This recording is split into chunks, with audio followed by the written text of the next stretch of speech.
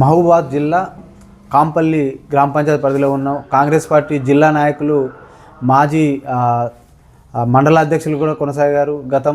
గతంలో కూడా మాజీ కొరువి వీరభద్రస్వామి టెంపుల్ చైర్మన్గా కూడా పనిచేశారు. నమస్కారం సార్. నమస్తే సార్, ఎలా ఉన్నారు సార్? బాగున్నాను సార్. సార్, మీరు కాంగ్రెస్ పార్టీలో సుదీర్ఘకాలం నుంచి పనిచేస్తున్నారు, జిల్లా నాయకులుగా పేరు తెచ్చుకున్నారు. సార్, మీరు గతంలో ప్రతిపక్షంలో ఉన్నప్పుడు ఎలాంటి ఒడిదుడుకులు ఎదుర్కొన్నారు? మీరు కాంగ్రెస్ పార్టీని ఎలా బలోపేతం చేశారు సార్? కాంగ్రెస్ పార్టీలో ఉన్నప్పుడు పార్టీ గురించి చెప్పేది రేవంత్ రెడ్డి వచ్చిన తర్వాత ఇంకా చాలా యువకులు కానీ రైతులు కానీ ఈయన ఏదో చేస్తాడన్న ఉద్దేశంతో కాంగ్రెస్ బలోపేతం కావడం జరిగింది. దాని సందర్భంగానే అందరూ రేవంత్ రెడ్డి రాకతోటి కాంగ్రెస్ బలోపేతం దిశగా పయనించింది. ఇప్పుడు ఈ స్థాయిలో ఉన్నది. సార్, గత 10 ఏళ్ళ బీఆర్ఎస్ వల్ల ఎలాంటి అభివృద్ధి జరిగిందంటారు? అభివృద్ధి అంతా అప్పులు తెచ్చి కొప్పులు పెట్టినట్టుగా కాళేశ్వరం 1 లక్ష కోట్లు పెడితే కూలిపోవడం జరిగింది. దాంతో బాగా ఎక్కడ చూసినా కూడా ప్రభుత్వ ఆఫీసులో కూడా చూసినా కూడా అవినీతి విపరీతంగా పెరిగిపోయింది. ఏదైనా పైసలు ఇస్తే పనులనే స్థాయికి వచ్చింది. దాంతో ప్రజలకు విరక్తి కలిగి కాంగ్రెస్ వైపు మొగ్గు చూపడం జరిగింది. సార్, గత మాజీ ఎమ్మెల్యే రెడ్డి నాయక్ ఆధ్వర్యంలో ఎలాంటి అభివృద్ధి జరిగిందంటారు? అభివృద్ధి ఆయన గతంలో 6 సార్లు చేశారు. కానీ అప్పటికంటే ఇప్పుడు రామచంద్ర నాయక్ గారు వచ్చిన తర్వాత గ్రామంలో సీసీ రోడ్లు కానివ్వండి, గ్రామానికి లైట్లు కానివ్వండి, ఇవన్నీ చాలా స్పీడ్గా జరుగుతున్నాయి. చాలా ఇప్పుడు శరవేగంగా పోతుంది. మన మండల హెడ్ క్వార్టర్లు కానీ అవన్నీ కానీ చాలా అభివృద్ధి చెందినాయి. సార్, ఇప్పుడు ప్రజాపాలన వారోత్సవాలతో పాటు 6 గ్యారెంటీలు ఎలా అమలు అవుతుంది? ప్రజలు ఎలాంటి స్పందన ఉందంటే? 6 గ్యారెంటీలు సూపర్ అమలు అవుతుంది. 200 యూనిట్ల కరెంటు కానీ, ఫ్రీ బస్సు కానివ్వండి, సన్న బియ్యం కానివ్వండి, ఇది చాలా పేరు తెచ్చింది. సరే, కొంత ఈ 18 సంవత్సరాలు నిండిన యువతులకు 2500 ఇస్తానన్నది అది ఒకటే ఆగింది. మిగతాన్ని కంప్లీట్గా 6 గ్యారెంటీలు అమలు చేశాడు. కొంచెం లోపం ఏం జరిగిందంటే 2 లక్షల రుణమాఫీ అనేది కొంతమంది కాలేదు. అది కొంచెం 2 లక్షల వరకు అన్నారు. కానీ మళ్ళీ కొంతమంది పైన కట్టుకొని మేము మిగతా చేస్తాం ఉన్నారు. కానీ అవే కొంతమంది కాలేదు తప్ప మిగతాన్ని కరెక్ట్గానే జరిగింది. దాంతో ఇప్పుడు ఇంకా పుంజుకోవడం జరిగింది కాంగ్రెస్ పార్టీ. సార్, ఇప్పుడు జూబ్లీహిల్స్ మన ఎలక్షన్ ఈరోజు కౌంటింగ్ కూడా కౌంటింగ్ ఫలితం కూడా మీకు అనుకూలంగానే రావడం జరిగింది. మరి మీది 6 గ్యారెంటీలు సక్సెస్ అయినాయి కాబట్టి ఫలితం ఇప్పుడు ఉప ఎన్నికలు జరిగిన కంటోన్మెంట్ కానివ్వండి, జూబ్లీహిల్స్ కానివ్వండి, 2 కూడా ఇంతకుముందు హైదరాబాద్లో ఒక్క స్థానం కూడా గెలవలేకపోయింది కాంగ్రెస్ పార్టీ. ఇప్పుడు ఉప ఎన్నికలలో ఈ 2 జరిగితే 2 కూడా క్లీన్ స్వీప్ చేయడం జరిగింది. కాబట్టి జనాలలో ఇంకా పార్టీ బలోపేతం, హైదరాబాద్ కేంద్రం కూడా బలోపేతం అయిందని అర్థమవుతుంది దీంతో. కాబట్టి వచ్చేసారి కూడా 100 సీట్ల దోకా లేకుండా కాంగ్రెస్ పార్టీ గెలుతుందని అనుకుంటున్నాం.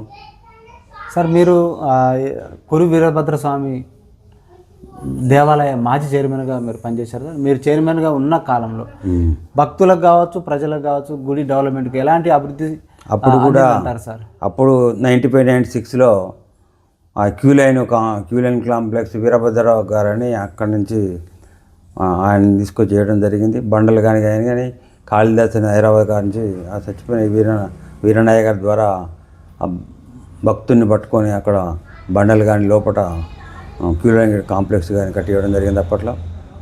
అప్పట్లో కొంచెం ఆదాయం కూడా తక్కువ ఉండే, ఇప్పుడు ఆదాయం పెరిగింది.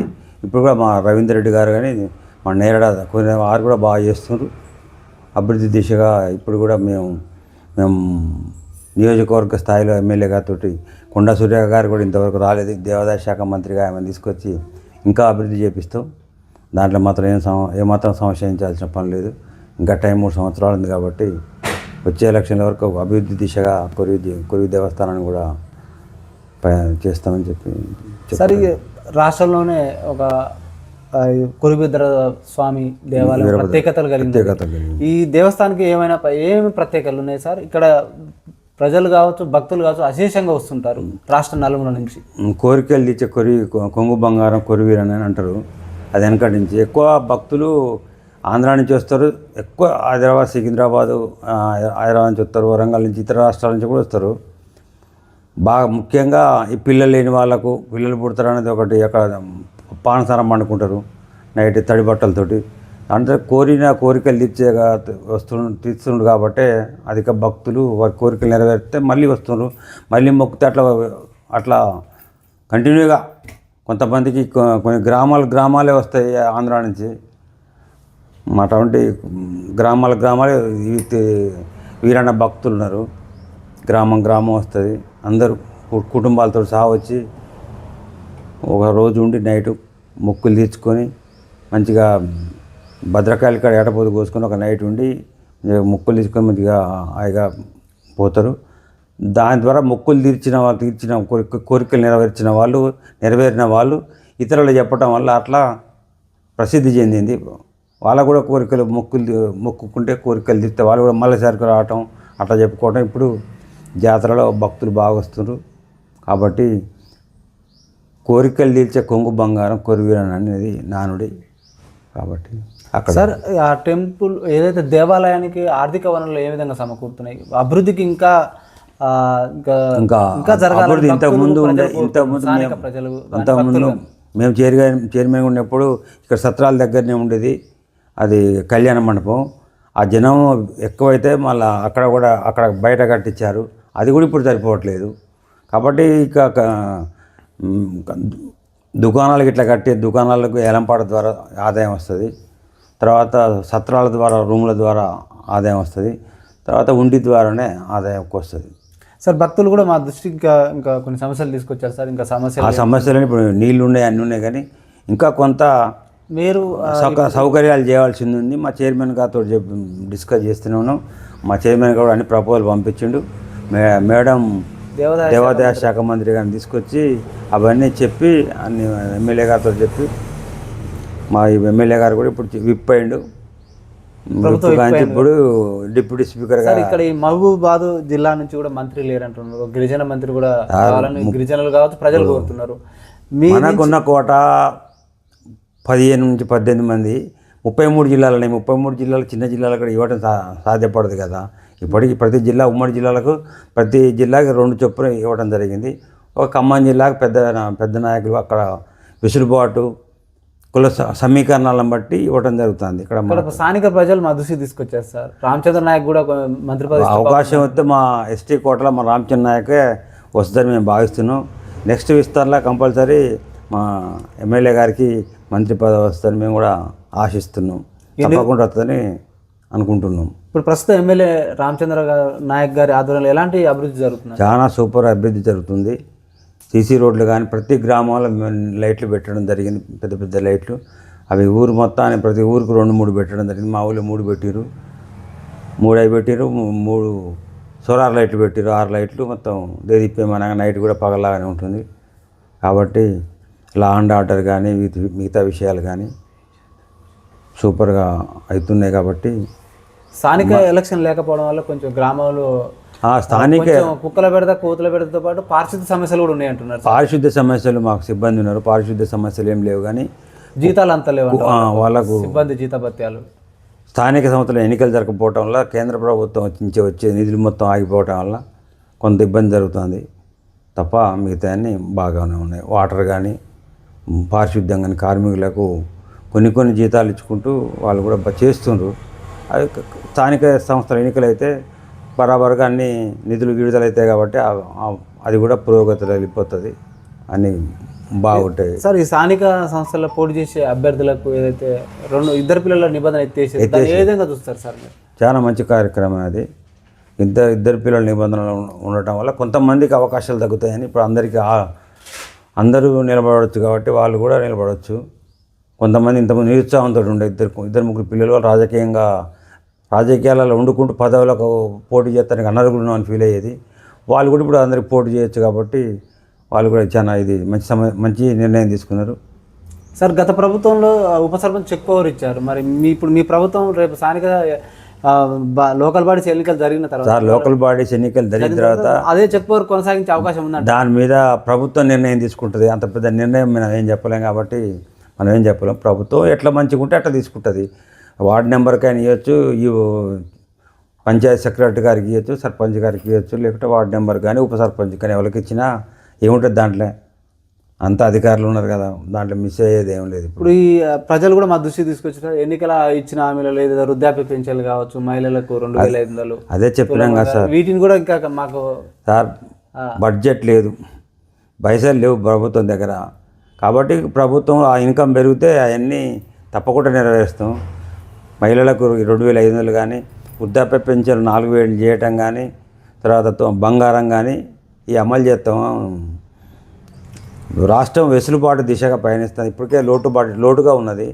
8 లక్షల కోట్ల చిల్లర అప్పు భారం పడింది మనం ఈ ప్రభుత్వం మీద. కాబట్టి కొన్ని కార్యక్రమాలు లేట్ అవుతున్నాయి తప్ప అన్నీ అమలు చేసి తీరుతాడు మా రేవంత్ రెడ్డి గారు.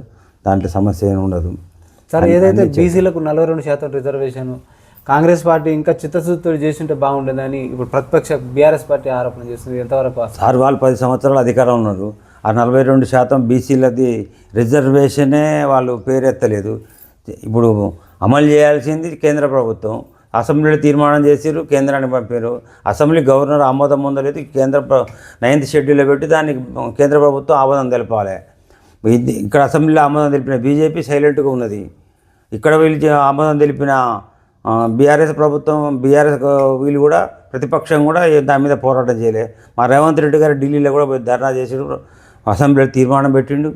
తీర్మానం ఆమోదింపజేసి గవర్నర్కి పంపిండు. దాన్ని కేంద్ర ప్రభుత్వం పంపారు. చేసేది కేంద్ర ప్రభుత్వం.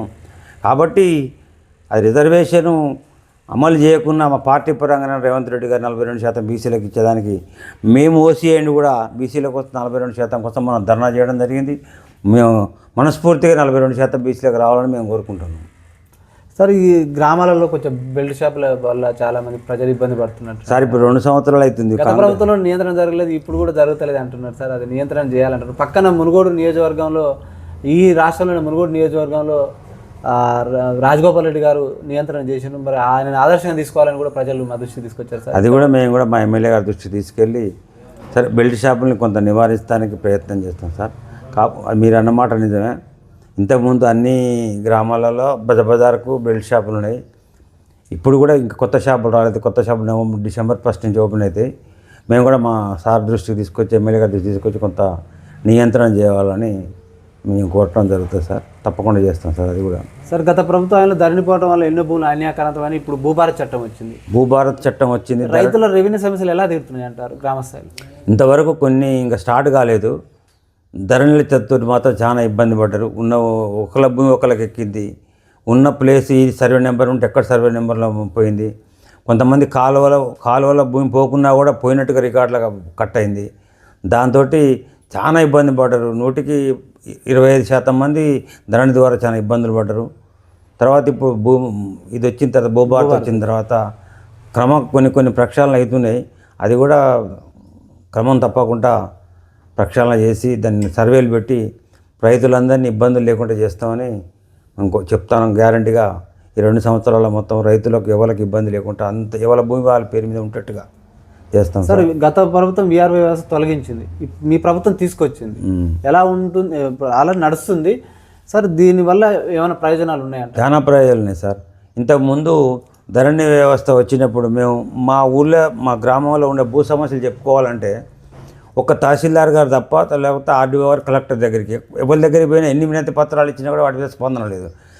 గ్రామాలలో ఉండేది ఇప్పుడు జీపీఓగా పెట్టిరు. ఆ జీపీఓలు సమర్థవంతంగా పనిచేసి ఎక్కడ స్థానిక సమస్యలు ఉన్న వాళ్ళు అధికారుల దృష్టికి, తహసీల్దార్ కాంచి అక్కడ కాని పనులన్నీ ఆర్డీఓ గారి దృష్టికి, అక్కడ కాని పనులు కలెక్టర్ గారి దృష్టికి తీసుకెళ్ళి ఎవరి రైతుల సమస్యలు మొత్తం వాళ్ళు బాధ్యత తీసుకొని చేస్తారు. కాబట్టి జీపీఓ గారు ఉండటం వల్ల చాలా ఉపయోగాలు ఉన్నాయి. ఆ వ్యవస్థను పునరుద్ధరించడం అది ప్రభుత్వానికి చాలా మేలు చేస్తుంది. తప్పకుండా ఈ విషయంలో ప్రభుత్వానికి మంచి పేరు వస్తుంది. ఇవన్నీ మొత్తం క్లియర్ అయ్యేసరికి 3 సంవత్సరాలు క్లియర్ చేయగలుగుతాం. ఇవన్నీ క్లియర్ చేస్తే మా ప్రభుత్వానికి కూడా మంచి పేరు వస్తుంది. తప్పకుండా వచ్చేసారి 100 సీట్ల దిశగా మేము ఆ పార్టీ పయనిస్తుందని మేము ఆశిస్తున్నాం సార్. స్థానిక ఎన్నికలు సమీపిస్తున్న వేళ ఓటు అనేది పవిత్రమైనది. ఆ ఓటుని మద్యానికో మనికో అమ్ముకోవడం జరుగుతుంది. రాజకీయ పార్టీలు ప్రజలను ఓటర్లు ప్రలోభాలకు గురి చేస్తున్నారు. మార్పు రావాలి, ఆ సంస్కృతి పోవాలి. ప్రజల్లో ఓటర్లు ఎలాంటి చైతన్యం రావాలంటారు? లేకపోతే పార్టీలలో ఏమైనా మార్పు రావాలంటారా? పార్టీలలో మార్పు రావాలి. తర్వాత కొంత పార్టీలు కూడా మారాలి. దీని విషయంలో ముఖ్యంగా యువకులు చైతన్యం చేసి ఇలాంటి ప్రలోభాలకు లొంగకుండా ముఖ్యంగా యువత భుజాల మీద వేసుకొని మేమైతే చాలా వరకు చెప్తూనే ఉన్నాం, ఓట్లకు డబ్బులు తీసుకోవటం అది ప్రలోభాలు లేకుండా మీరు ఓట్లు వేయండి అని. పోయినసారి కూడా చాలా తక్కువనే అయింది. ఇక ఈసారి కూడా అలాంటివి ఏం చేయకుండానే విద్యావంతులుగా ఉన్న వాళ్ళందరినీ రిక్వెస్ట్ చేసి యువతిని మొత్తం ముందు పెట్టి అలాంటివి లేకుండా ఓటింగ్ సక్రమంగా చేయమని మేము చేపించుట్లో మొదటి స్థానంలో నిలబడాలని కోరుకుంటున్నాం సార్. తప్పకుండా చేస్తాం సార్. వివిధ స్థాయిల్లో మీరు జిల్లా స్థాయి పదవుల వరకు అనుభవించారు, జిల్లా స్థాయి నేతగా ఎదిగారు సార్. కొప్పుల వెంకరెడ్డి గారు, మీరు తృప్తిగా ఉన్నారా? భవిష్యత్తులో ఏమైనా పదవులు ఆశిస్తున్నారా? నేను ఏమీ పదవులు ఆశించాను సార్. మేము ఇక్కడ మాకు పదవి ఇచ్చి ఇక్కడ గ్రామ లోకల్లో పదవి ఇచ్చినా కూడా చేయలేము. అందుకంటే కొన్ని తెలుసు. అధిష్టానం గుర్తించి మీకు అవకాశం కల్పిస్తే మీరు సేవ చేసే అవకాశం ఉందా? పార్టీకి విధేయతగా ఉండి పనిచేస్తాం తప్ప మాకు పదవులు అవసరం లేదు. ఇప్పుడు టేక్ రెస్ట్, మాకు 60+ ఇంకా ఏది సేవలు ప్రజలు కోరుకుంటారు కదా సార్. కోరుకున్నా కూడా నేను ఉట్టిగా ఉండి ప్రజాసేవ చేస్తా తప్ప ఎలక్షన్లో నిలబడి చేయాలి. ఇన్ని సంవత్సరాలు కూడా నేను 82 నుంచి రాజకీయాలు 1982లో government college SRNBI college government college ఖమ్మంలో బీకామ్ అయిపోయింది. అప్పటి నుంచి కూడా ఇప్పటి నుంచి రాజకీయాల్లో ఉన్నా. ఫస్ట్ టీడీపీ, అప్పటి నుంచి ఇప్పటిదాకా ఉన్నా కానీ ఏ రోజు కూడా ఎలక్షన్లో పోటీ చేద్దాం అనుకోలేదు, పోటీ చేయను కూడా. సార్ ఫైనల్గా మీ గ్రామ ప్రజలకు ఏం చెప్పదలుచుకుంటారు సార్? మా గ్రామాన్ని అభివృద్ధి దిశగా తీసుకెళ్తాం. మా గ్రామంలో అన్ని సీసీ రోడ్లు దాదాపు అయిపోయినాయి, పూర్తి అయిపోయినాయి. ఇంకొకటే రెండో ఉన్నాయి. ఇంకొక 10-20 లక్షలు వచ్చేస్తే మన ఇప్పుడు 15 లక్షల రోడ్లు వచ్చినాయి. అవి పూర్తి చేసి సైడ్ డ్రైనేజ్ ఒకటి మా ఊళ్ళో 100% పూర్తి అవుతాయి సీసీ రోడ్లు. ఏది కూడా మట్టి రోడ్డు లేదు. ఆ దిశగా ప్రయాణిస్తాం. ఇంకా కొంత ఇంకేమన్నది అయితే స్కూల్లో కూడా కొంత ఉన్నది, అది కూడా పూర్తి చేపిస్తాం. డైనింగ్ హాల్ ఆ సగం పూర్తి కాంట్రాక్టర్ డబ్బులు రాలేదని కట్టలేదు. లైబ్రరీ సౌకర్యం కూడా లైబ్రరీ కూడా పెడదామని మేము ఎమ్మెల్యే దృష్టికి కానీ తీసుకుపోతారా? మేమే ఇక్కడ గ్రామ పంచాయతీ ఎదురుగా స్థలం ఉంది, దాంట్లో లైబ్రరీ కట్టాలనుకుంటున్నాం. పోయినసారి కూడా లైబ్రరీకి శంకుస్థాపన చేయించాం, అది దాని ముందు పడలేదు పోయిన సర్పంచ్.